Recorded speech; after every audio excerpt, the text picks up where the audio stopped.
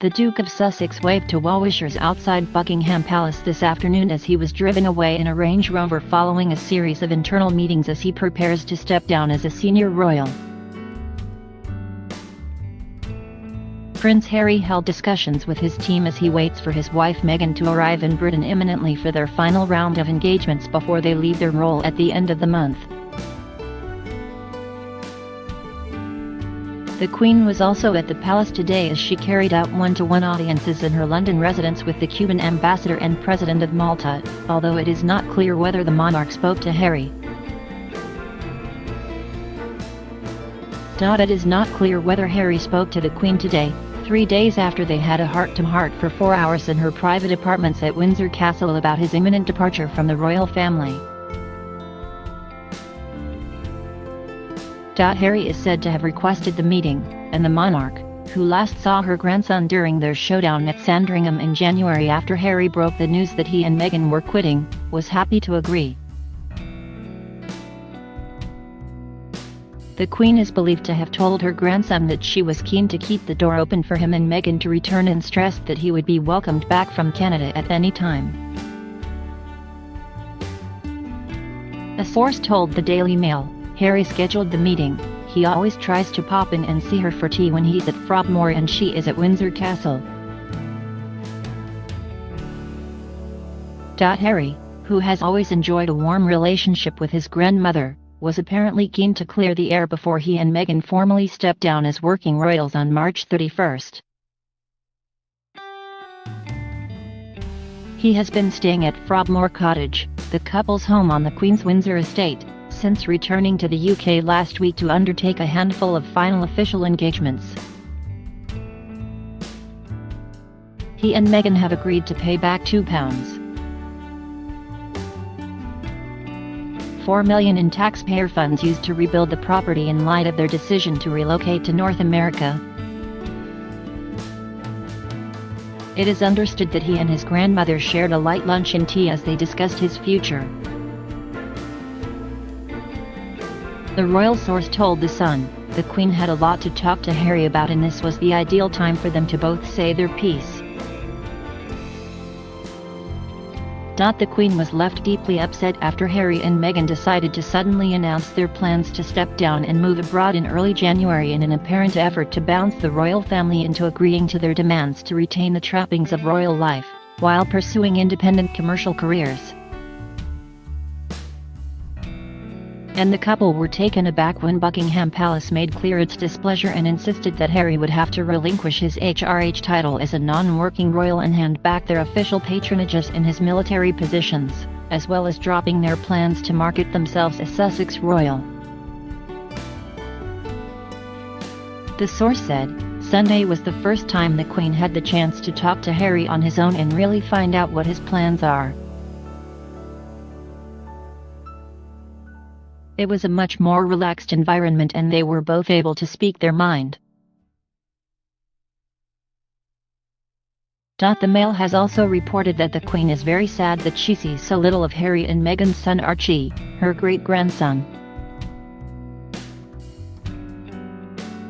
The source added, it's fair to say she is very upset about him and Meghan leaving and she would love to see more of Archie, as would Prince Charles and the rest of the family.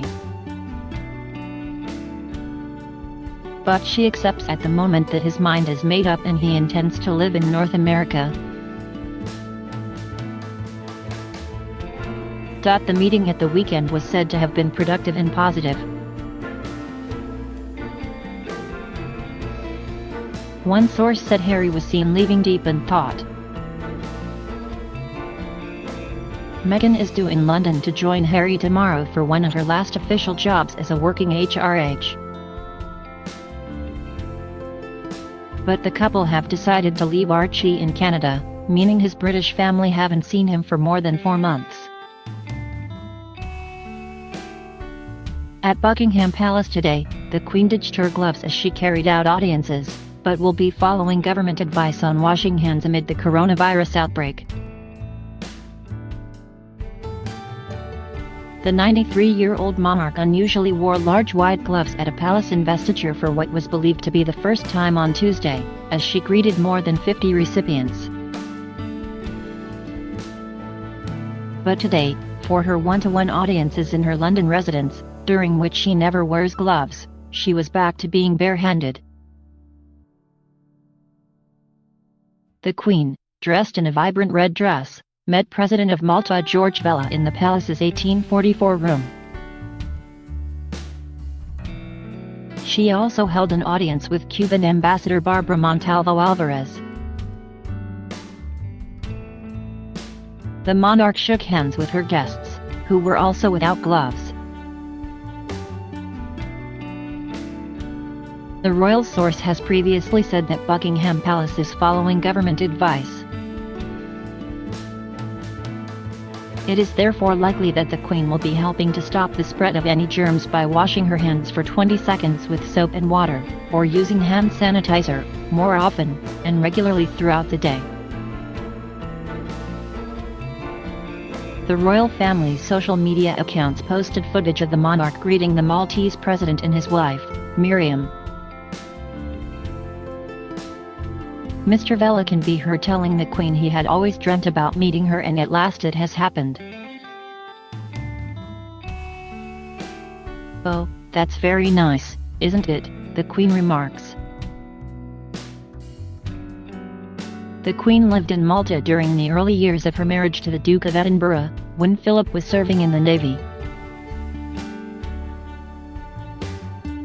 An audience is a brief, one-on-one meeting with the Queen, and they happen regularly throughout her working week. The majority are for members of the diplomatic community, though the Queen also welcomes political, religious, and military leaders, and people who have won prestigious cultural prizes. Audiences generally last approximately 15 to 20 minutes, and the conversations which take place are entirely private. The Queen shakes hands with her guests, who are often accompanied by a close family member, usually a spouse.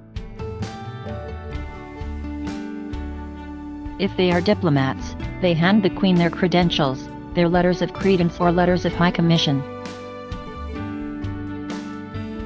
The Queen turns 94 next month, and the risk of more severe symptoms of the coronavirus is greater for the elderly and those with pre-existing health conditions. England's chief medical officer, Professor Chris Whitty, has said the death rate for people infected with coronavirus is significantly ramped up among those over the age of 80.